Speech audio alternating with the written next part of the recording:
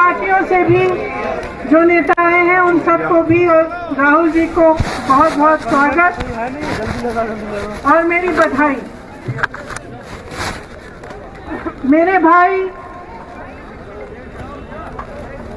शायद सितंबर से 4 या 5 महीनों से पैदल कन्याकुमारी से लेकर यहाँ तक चलने निकले थे।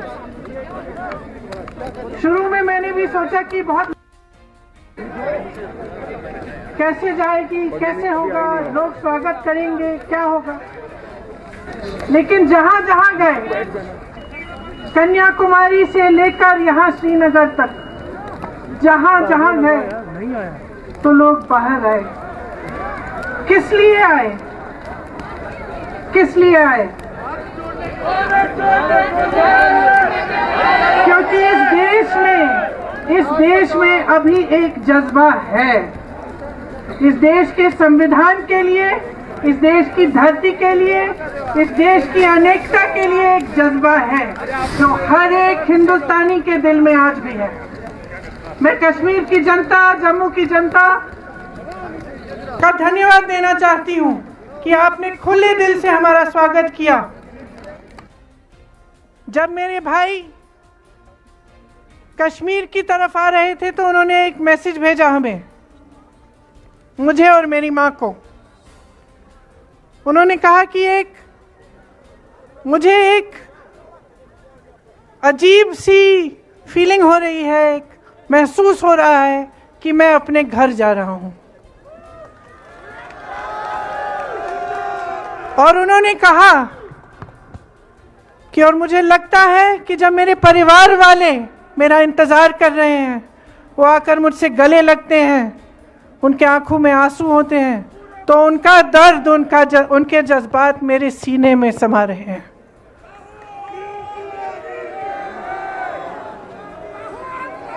यहाँ खड़े होते हुए गर्व महसूस हो रहा है कि कांग्रेस पार्टी ने एक ऐसी यात्रा की जिसकी ओर पूरा देश देख रहा है और पूरे देश ने जिसका समर्थन किया। आज जो राजनीति देश में चल रही है, यहां खड़े होकर मैं कह सकती हूं, उस राजनीति से देश की भलाई नहीं हो सकती। जो राजनीति बांटती है, तोड़ती है, वो देश का नुकसान करती है। इसीलिए एक तरह से ये यात्रा एक आध्यात्मिक यात्रा रही कांग्रेस पार्टी के नेताओं के लिए जो इसमें शामिल हुए, अन्य पार्टी के नेताओं के लिए जो इसमें शामिल हुए, और ख़ास तौर से उन यात्रियों के लिए और राहुल जी के लिए जो इतने दिन लगातार देश के एक कोने से दूसरे कोने तक चले। हम सबका कर्तव्य है कि जिस आधार पे ये देश बना, जिस सत्य, अहिंसा और प्रेम के आधार पर इस देश की नींव डली, उसे हम बचा कर रखें, उसे हम बुलंद करें। वही दिखाकर भारत यात्रियों ने हमें दिखाया, एक रास्ता दिखाया है, प्रेम का रास्ता, एकता का रास्ता, सबको एक साथ लेकर चलने का रास्ता। तो आज यहाँ बर्फ में खड़े हुए आप सबको मैं धन्यवाद देना चाहती हूँ, बधाई देना चाहती हूँ कि आपने हमारे देश में एक रोशनी की किरण दिखाई है, और मेरी आशा है कि ये रोशनी पूरे देश में फैलेगी, कि नफरत खत्म होगी और प्रेम ही इस देश को आगे बढ़ाएगा और आप सबको एक साथ जोड़ेगा। बहुत बहुत धन्यवाद। जय हिंद। श्री राहुल गांधी जी, प्रियंका गांधी जी और सभी पार्टी के नेता इस मंच पे बैठे हैं। क्षमा करना, समय के अभाव से मैं सभी का नाम नहीं ले सकता, लेकिन मैं उन सबको याद करते हुए सिर्फ चंद बातें बोलूंगा, क्योंकि बर्फ पड़ रही है। ये हम कर्नाटक से आए हैं, ये नई चीज़ है हमको कि इतना बर्फ पड़े, और अब देखे नहीं एक नया माहौल है, और खास करके जब राहुल गांधी जी कन्याकुमारी से लेकर कश्मीर तक पैदल चलने का और भारत जोड़ो यात्रा का उन्होंने निर्णय लिया और चलने का उन्होंने इरादा किया, तब हम लोग घबरा गए थोड़े। अब प्रियंका जी ने ये बात कही कि जब इतना बड़ा फासला जो कन्याकुमारी से लेकर कश्मीर तक आज यहां पर हम ठहरे हैं, तो हमको घबराहट हो गई, ये कैसा सक्सेस होगा, ये कैसा निर्णय राहुल गांधी जी ने लिया। लेकिन मैं उनके लिए एक शेर कह के शुरू करता हूं। इतना बड़ा लंबा रास्ता उन्होंने जो तय किया, तो इसलिए डर मुझे भी लगा फासला देखकर, डर मुझे भी लगा फासला देखकर, पर मैं बढ़ता गया रास्ता देखकर।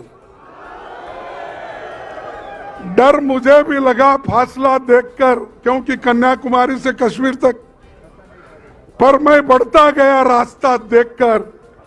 खुद ब खुद मेरे नजदीक आती गई, खुद ब खुद मेरे नजदीक आती गई मेरी मंजिल, मेरा हौसला देखकर।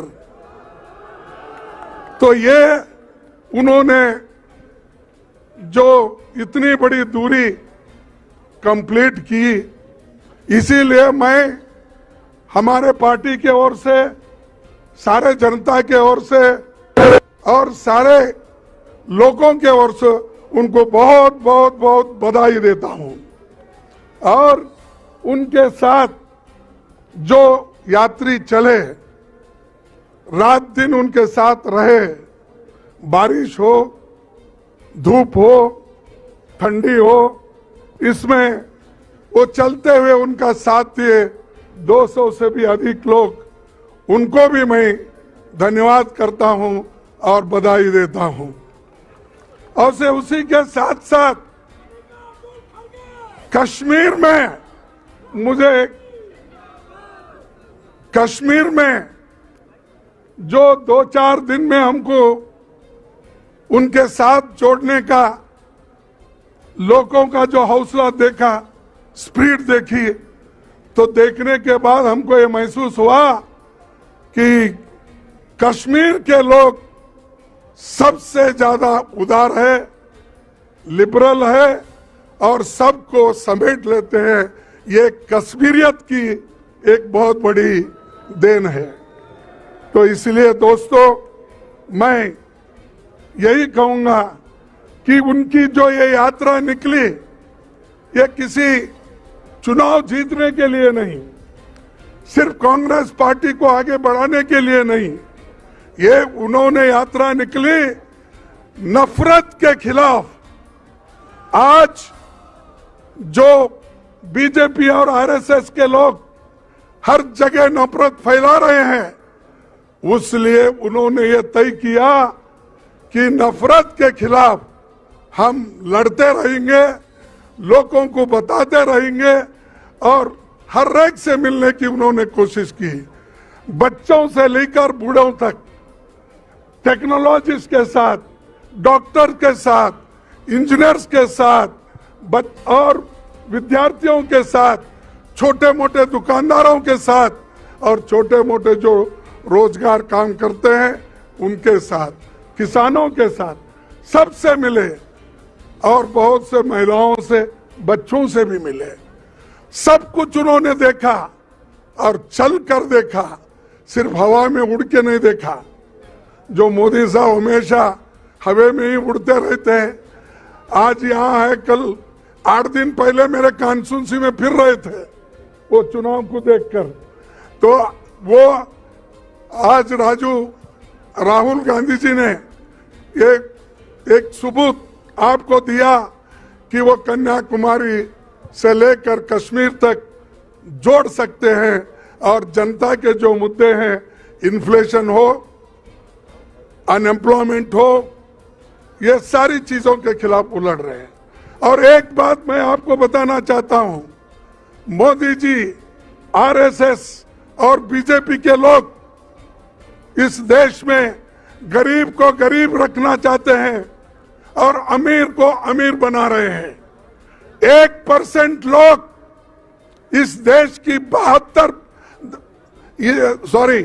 10% लोग इस देश के 72% संपत्ति को लूट रहे हैं और 50% लोगों के पास सिर्फ 3% संपत्ति है। तो इसीलिए हमको इसके खिलाफ लड़ना है और हम लड़ेंगे। खासकर जो कश्मीर की समस्या है, यहां पर उसको यूनियन टेरिटरी बनाया, जो कश्मीर को हम जन्नत कहते हैं, इस जन्नत को उन्होंने यूनियन टेरिटरी बनाया।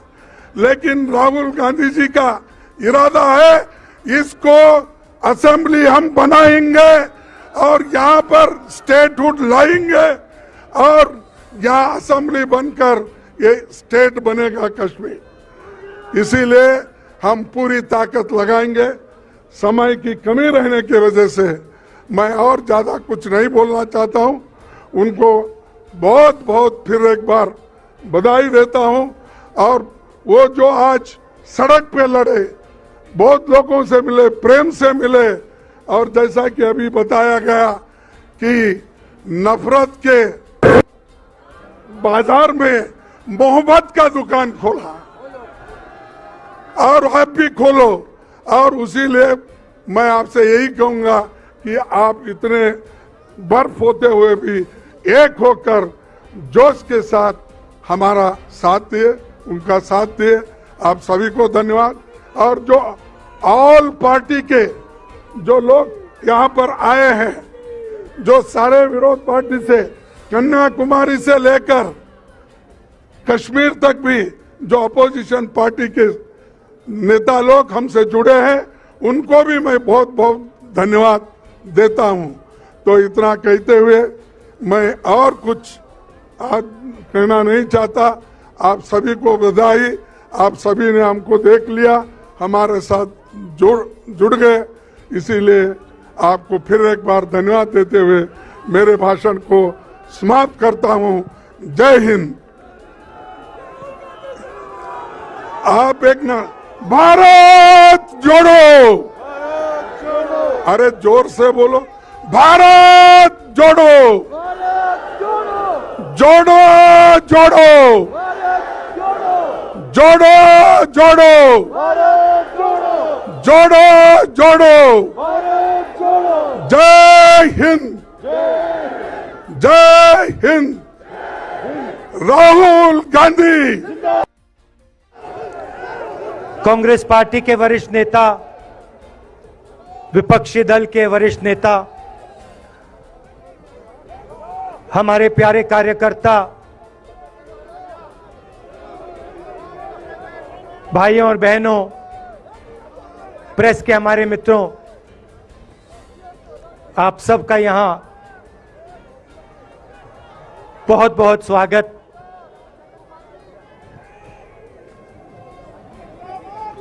आप आज यहां बर्फ में खड़े हैं,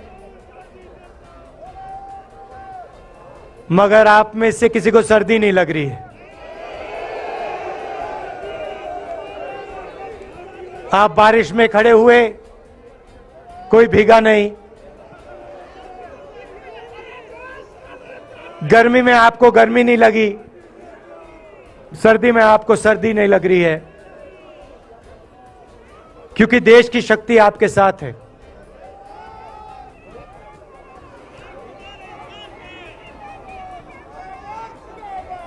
प्रियंका की बात मैं सुन रहा था।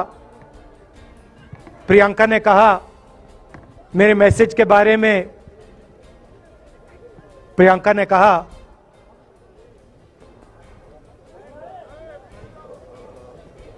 नॉर्मली होता नहीं है, मगर मेरे आंख में आंसू आए।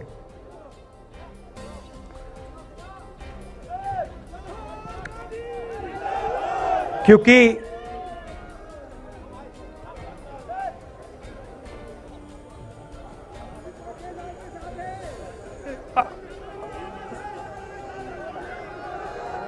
मैं कन्याकुमारी से चला, शुरुआत की और पूरे देश में हम पैदल चले। मैं सच बताऊं, आपको अजीब लगेगा, मगर मैं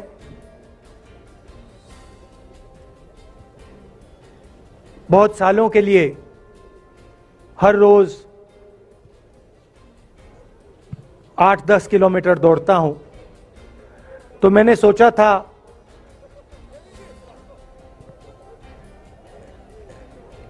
देश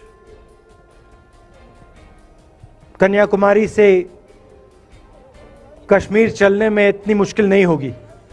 मेरे दिल में था कि आसान होगा, फिजिकली मेरे लिए ये मुश्किल काम, मैंने सोचा था मुश्किल काम नहीं होगा।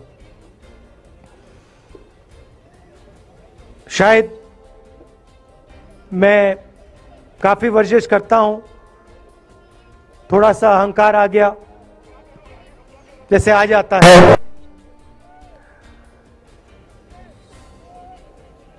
मगर फिर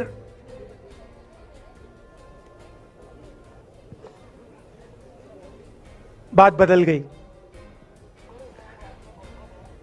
जब मैं छोटा था, फुटबॉल खेलता था, और कॉलेज में जब मैं फुटबॉल खेल रहा था, एक बार मुझे बहुत जोरों से घुटने में इंजरी हुई थी।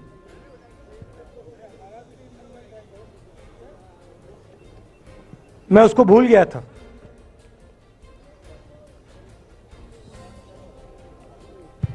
घुटने में दर्द नहीं होता था, भूल गया था उसको, दर्द गायब हो गया था। मगर कन्याकुमारी से 5-7 दिन बाद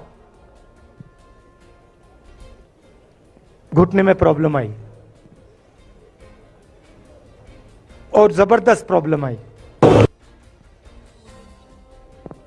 पूरा अहंकार उतर गया और मैं सोचने लगा,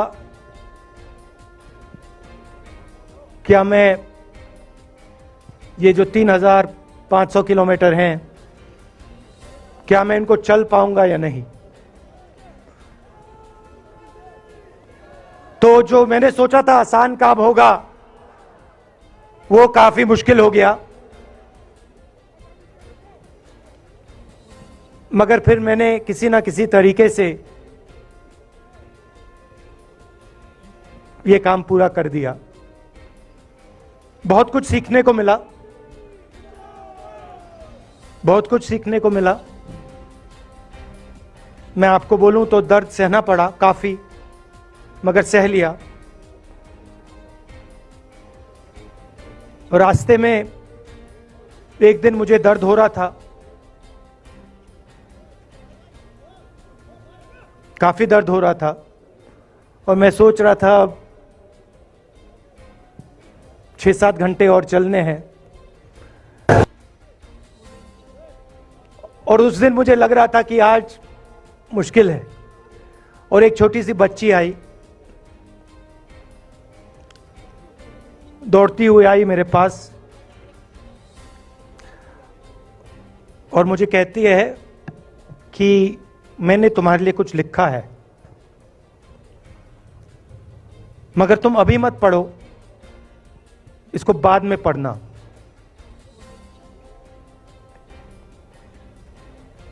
और फिर वो मुझे गले लग के भाग गई।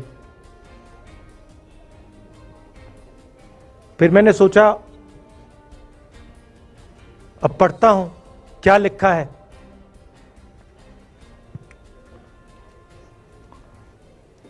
तो उसने लिखा था कि मुझे दिख रहा है कि आपके घुटने में दर्द है, क्योंकि आप जब उस पैर पे वजन डालते हो तो आपके चेहरे पे दिखता है कि दर्द है। मगर मैं आपको बताना चाहती हूं कि मैं आपके साथ कन्याकुमारी नहीं चल सकती हूं, क्योंकि मेरे माता पिता नहीं चलने दे रहे हैं। मगर मैं दिल में आपके साथ, आपके साइड में चल रही हूं, क्योंकि मैं जानती हूं कि आप अपने लिए नहीं चल रहे हो, आप मेरे लिए चल रहे हो और आप मेरे भविष्य के लिए चल रहे हो। और उसी सेकंड में, पता नहीं अजीब सी बात है, उसी सेकंड मेरा दर्द उस दिन के लिए गायब हो गया। दूसरी बात, मैं चल रहा था और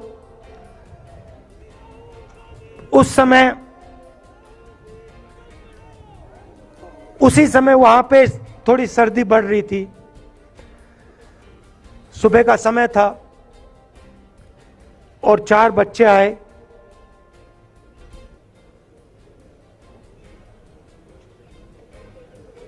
पता नहीं कहना चाहिए या नहीं।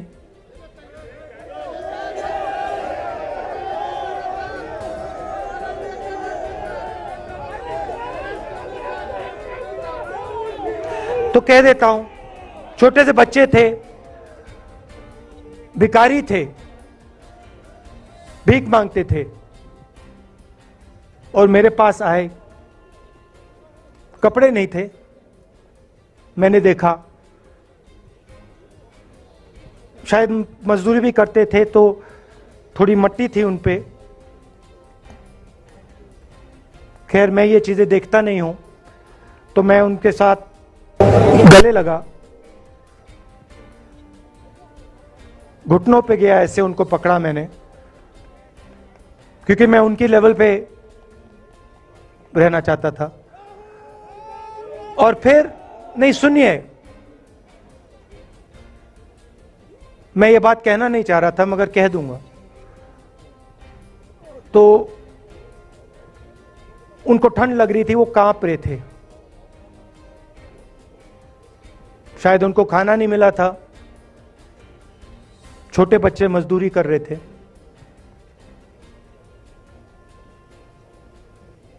तो मैंने सोचा कि अब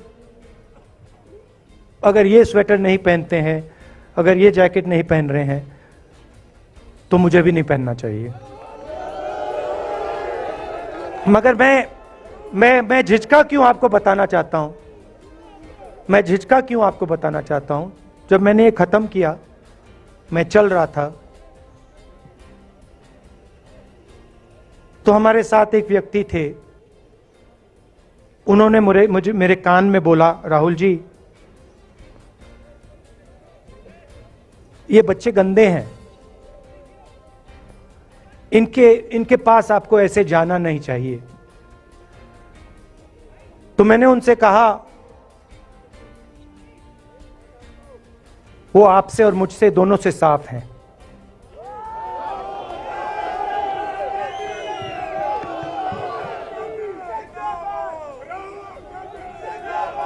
तो देश में कभी कभी यह विचारधारा दिखाई दे जाती है।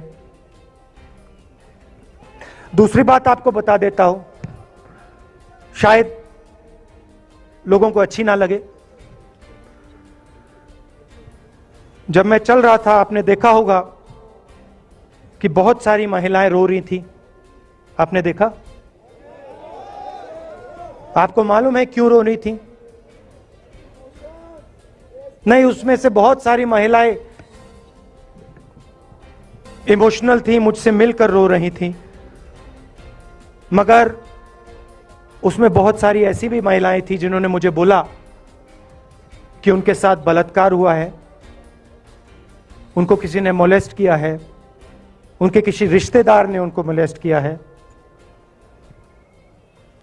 और जब मैं उनसे बोलता था, बहन मैं पुलिस को बताऊं, तो मुझे कहती थी, राहुल जी पुलिस को मत बताइए, हम चाहते हैं कि आपको ये बात मालूम हो, मगर पुलिस को मत बताइए, हमारा और भी नुकसान हो जाएगा। तो ये हमारी देश की सच्चाई है। ऐसी बहुत सारी और मैं कहानियां आपको बता सकता हूं।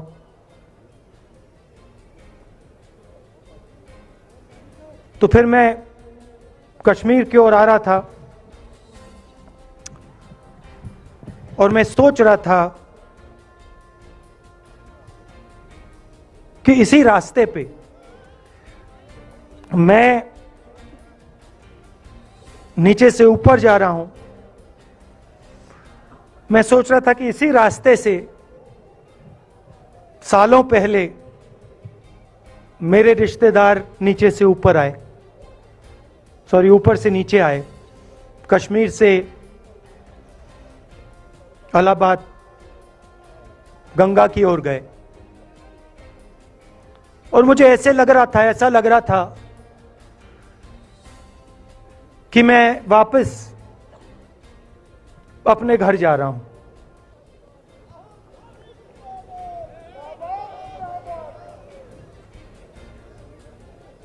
घर मेरे लिए,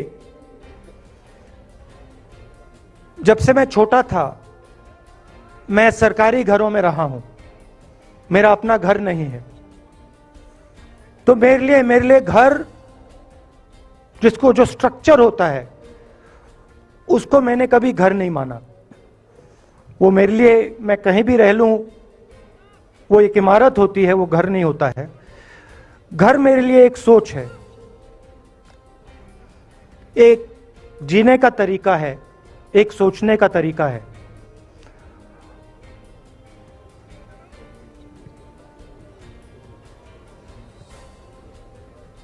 और यहां पे जिस चीज को आप कश्मीरियत कहते हो, उसको मैं अपना घर मानता हूं। अब ये कश्मीरियत है क्या? ये जो शिव जी की सोच है एक तरफ, और थोड़ी सी गहराई में जाएंगे तो उसको शून्यता कहा जा सकता है। अपने आप पर, अपने अहंकार पर, अपने विचारों पर आक्रमण करना। और दूसरी तरफ इस्लाम में, जिसको शून्यता यहां कहा जाता है, वहां फना कहा जाता है। सोच वही है। इस्लाम में फना का मतलब अपने ऊपर आक्रमण, अपनी सोच पर आक्रमण, जो हम अपना किला बना देते हैं कि मैं ये हूं, मेरे पास ये है, मेरे पास ये ज्ञान है, मेरे पास ये घर है। उसी किले पर आक्रमण करना, वही है शून्यता, वही है फना। और इस धरती पे ये दो जो विचारधाराएं हैं,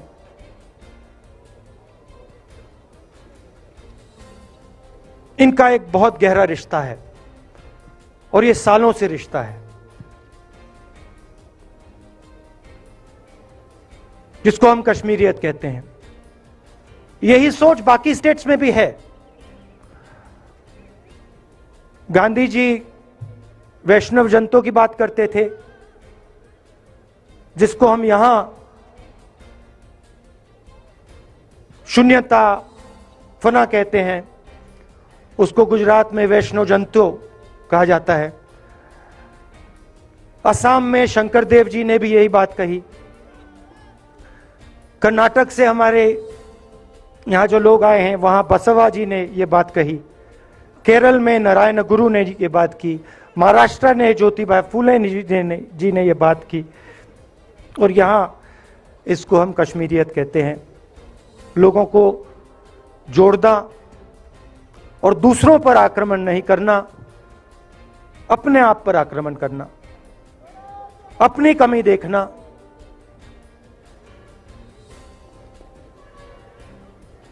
मैंने आपको कहा कि मेरा परिवार कश्मीर से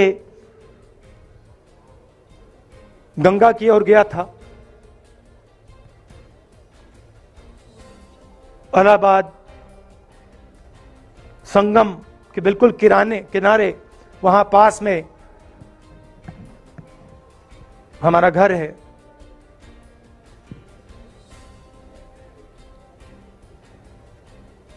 तो जब यहां से वो वहां गए,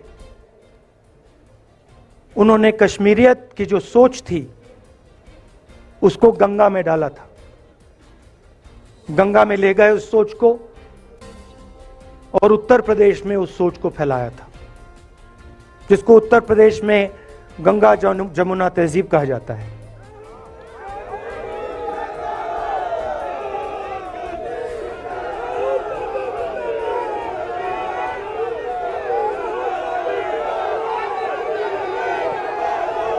तो उन्होंने, मेरे परिवार ने छोटा सा काम, कोई बड़ा काम नहीं किया। जो आपने उनको सिखाया, जो जम्मू कश्मीर के लोगों ने उनको सिखाया, लद्दाख के लोगों ने सिखाया, क्योंकि उसमें बौद्ध धर्म भी है, उनके पास भी वही सोच, शून्यता की सोच उधर भी है। वो उसको ले गए और उस विचारधारा को, सोच को गंगा में उन्होंने रखा। तो मैं ये सोच रहा था, जब यहां आ रहा था, पैदल चल रहा था, और मुझे सिक्योरिटी वालों ने कहा था कि देखिए, आप पूरे हिंदुस्तान में चल सकते हो, जम्मू में भी चल सकते हो, मगर आखिरी जो 4 दिन हैं कश्मीर में, आपको गाड़ी से जाना चाहिए।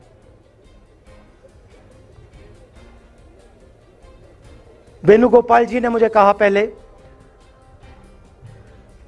और जो ऑर्गेनाइज कर रहे थे उन्होंने कहा, 3-4 दिन पहले एडमिनिस्ट्रेशन ने कहा कि देखिए, शायद डराने के लिए, कि देखिए अगर आप पैदल चलेंगे तो आपके ऊपर ग्रेनेड फेंका जाएगा। तो मैंने सोचा, नहीं सुनिए, मैंने सोचा कि ऐसे करते हैं, मैं अपने घर वापस जा रहा हूं, 4 दिन पैदल चलूंगा, अपने घर के जो लोग हैं उनके बीच में चलूंगा। और मैंने सोचा कि जो मुझसे नफरत करते हैं उनको क्यों ना मैं एक मौका दूं कि मेरी सफेद शर्ट का रंग बदल दें, लाल कर दें।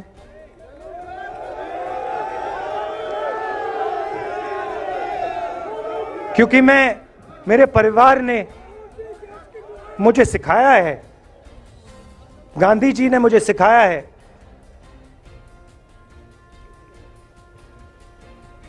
कि अगर जीना है तो डरे बिना जीना है, नहीं तो जीना नहीं है। तो मैंने मौका दिया, मैंने कहा मैं 4 दिन चलूंगा, बदल दो टी शर्ट का रंग, लाल कर दो, देखी जाएगी। मगर जो मैंने सोचा था वही हुआ। जम्मू कश्मीर के लोगों ने मुझे हैंड ग्रेनेड नहीं दिया, अपने दिल खोलकर प्यार दिया, गले लगे।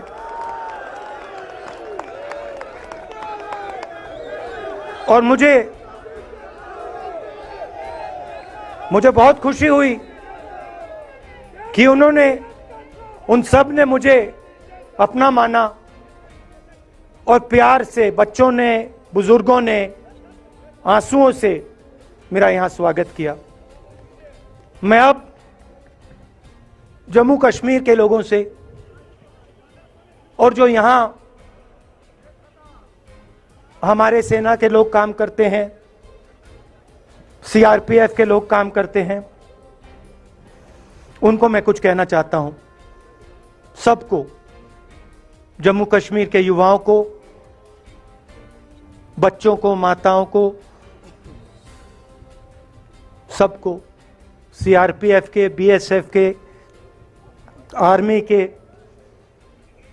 जवानों को, उनके परिवारों को, उनके बच्चों को मैं कहना चाहता हूं, देखिए, मैं हिंसा को समझता हूं। मैंने हिंसा सही है, देखी है। जो हिंसा नहीं सहता है, जिसने हिंसा नहीं देखी है, उसे यह बात समझ नहीं आएगी। जैसे मोदी जी हैं, अमित शाह जी हैं, आरएसएस के लोग हैं, उन्होंने हिंसा नहीं देखी है।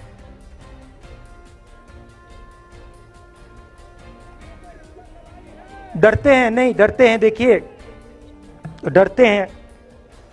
यहां पे हम 4 दिन पैदल चले, मैं आपको गारंटी देके कह सकता हूं कि बीजेपी का कोई नेता ऐसे नहीं चल सकता है। और इसलिए नहीं क्योंकि जम्मू कश्मीर के लोग, इसलिए नहीं क्योंकि जम्मू कश्मीर के लोग उनको चलने नहीं देंगे, इसलिए क्योंकि वो डरते हैं।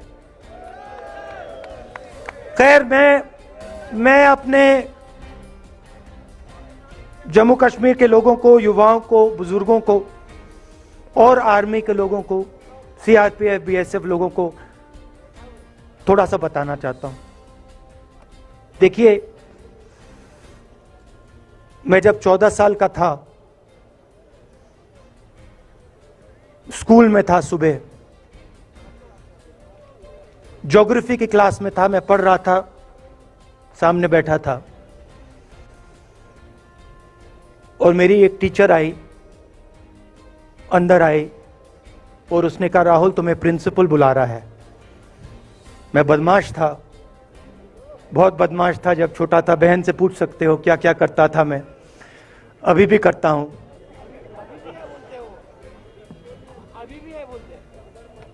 मैंने सोचा प्रिंसिपल बुला रहा है, मैंने कुछ गलती की होगी, अब मार पिटेगी। वहां पे केनिंग होती थी, मैंने सोचा था अब केनिंग होगी मेरी। मगर जब मैं चल रहा था, जिस टीचर ने मुझे बुलाया, उसको देखकर मुझे कुछ अजीब सा लगा। और जब मैं प्रिंसिपल के ऑफिस पहुंचा तो प्रिंसिपल ने कहा, राहुल तुम्हारे घर से फोन कॉल है।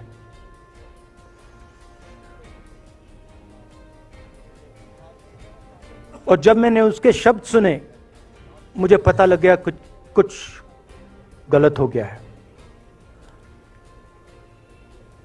मेरे पैर कांपे और मैंने जैसे फोन अपने कान पे लगाया तो मेरे मां के साथ एक औरत काम करती है, वो चिल्ला रही थी, राहुल दादी को गोली मार दी, दादी को गोली मार दी, दादी को गोली मार दी। 14 साल का था।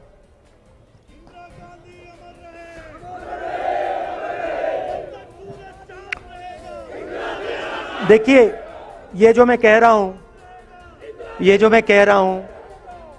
जो मैं अभी कह रहा हूं, ये बात प्रधानमंत्री को नहीं समझ आएगी, ये बात अमित शाह जी को नहीं समझ आएगी, ये बात डोवल जी को भी नहीं समझ आएगी, मगर ये बात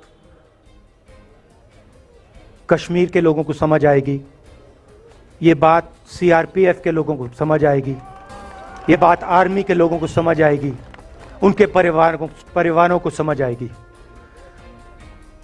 तो उन्होंने मुझे कहा, नाम ओंगमू है उसका, उसने कहा दादी को गोली लग गई, दादी को गोली लग गई। और फिर मुझे गाड़ी में वापस ले गए, प्रियंका को मैंने स्कूल से उठाया, मैं वापस गए।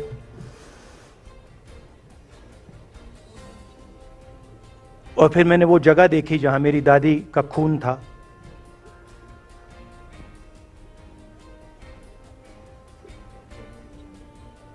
पापा आए, माँ आई। माँ बिल्कुल हिल गई थी, बोल नहीं पा रही थी।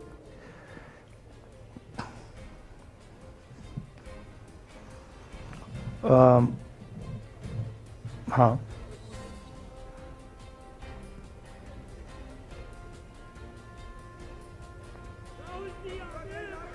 फिर क्या हुआ? तो जब जो हम लोग हैं जिन्होंने हिंसा देखी है,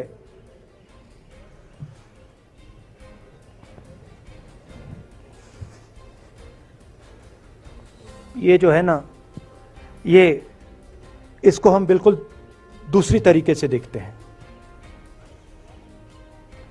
ये आप सबके लिए टेलीफोन है, ये हमारे लिए सिर्फ टेलीफोन नहीं है।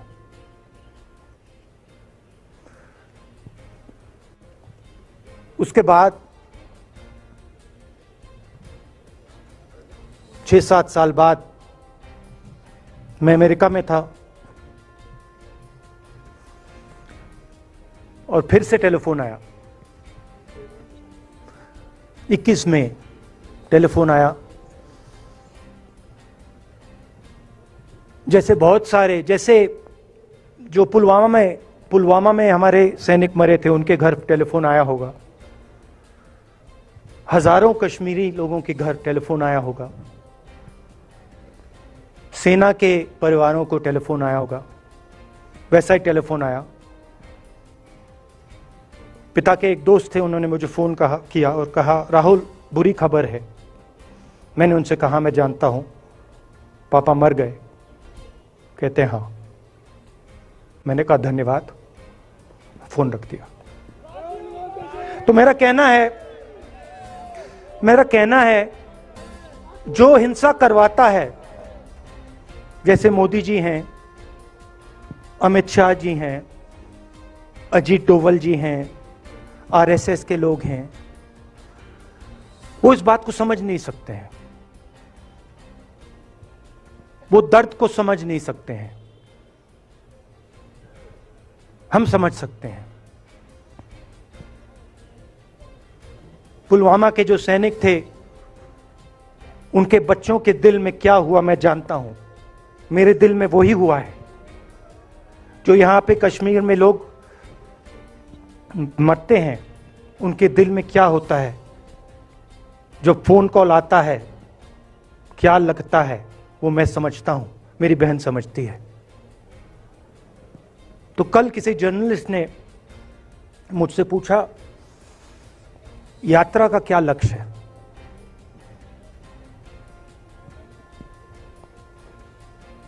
कहा कि यात्रा क्या अचीव करना चाहती है, जम्मू कश्मीर में क्या अचीव करना चाहती है।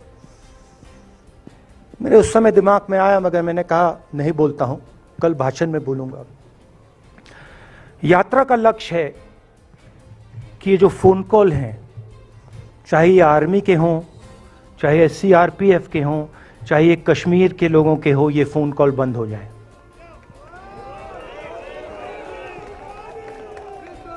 कि ये फोन कॉल किसी बच्चे को, किसी मां को, किसी बेटे को ना लेना पड़े।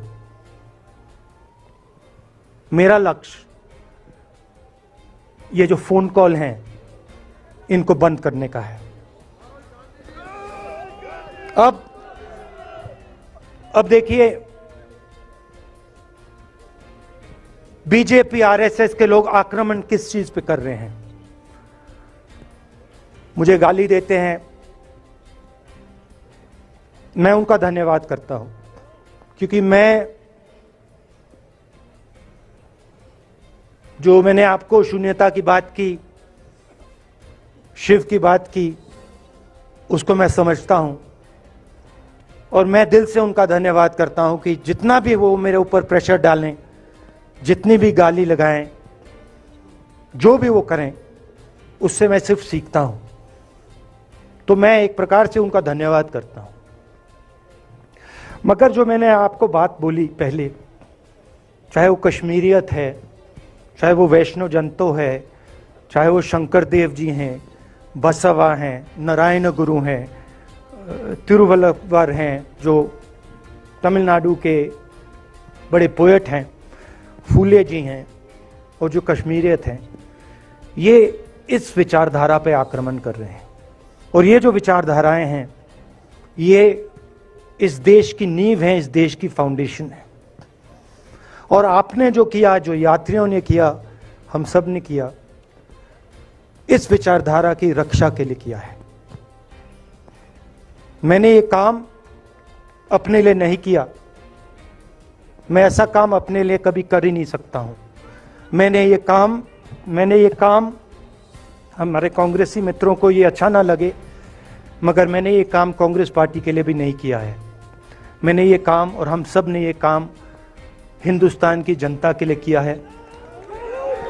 और हमारी कोशिश है कि जो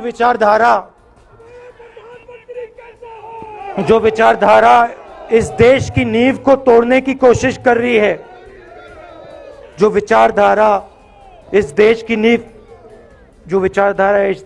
नींव को तोड़ने की कोशिश कर रही है, उसके खिलाफ हम खड़े हों, मिलकर खड़े हों, नफरत से नहीं, क्योंकि वो हमारा तरीका नहीं है, मोहब्बत से खड़े हों। मैं जानता हूं कि अगर हम मोहब्बत से खड़े होंगे, प्यार से बात रखेंगे, तो हमें सफलता मिलेगी।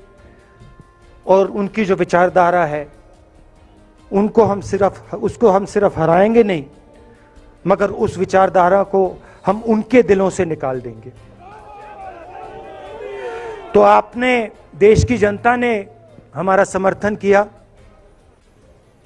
हमारी कोशिश है कि हमें, बीजेपी ने एक जीने का तरीका, राजनीतिक तरीका दिखाया है। हमारी कोशिश है कि हम एक और तरीका, जो हिंदुस्तान का तरीका है, मोहब्बत का तरीका है, वो हम देश को दिखाएं, हम देश को याद दिलाएं कि हिंदुस्तान मोहब्बत का देश है, इज्जत का देश है, भाईचारे का देश। तो हमने जो कहा था, छोटा सा कदम लिया है, बड़ा कदम नहीं है। नफरत के